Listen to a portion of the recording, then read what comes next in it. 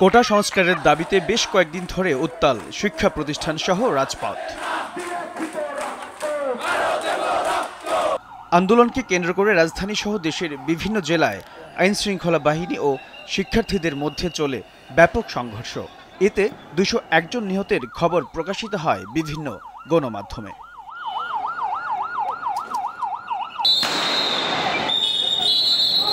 সম্প্রতি বাংলাদেশে ঘটে যাওয়া নিরাপত্তা রক্ষাকারী বাহিনীর সরাসরি গুলি ব্যবহারের ঘটনায় গভীরভাবে উদ্বেগ প্রকাশ করেছে জাতিসংঘ। এক বিবৃতির মাধ্যমে তারা এই উদ্বেগ প্রকাশ করে। একইভাবে ঢাকায় ও নিউ ইয়র্কে বাংলাদেশ কর্তৃপক্ষকে সরাসরি এই উদ্বেগের কথা জানিয়ে দেওয়া হয়েছে।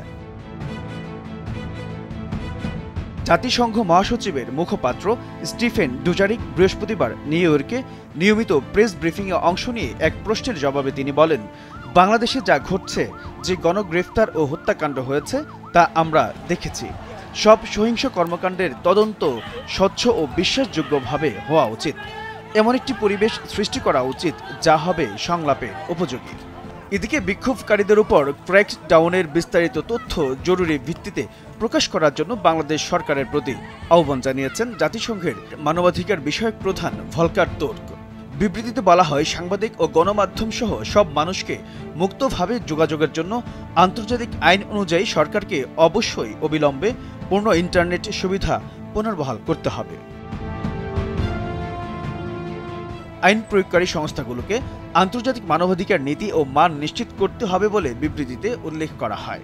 একই সঙ্গে আইন শৃঙ্খলা রক্ষাকারী বাহিনীর সব অভিযান যেন আন্তর্জাতিক মানবাধিকার বিষয়ক রীতিনীতি ও মানদণ্ড মেনে হয় তা নিশ্চিত করারও আহ্বান জানিয়েছেন ভলকার।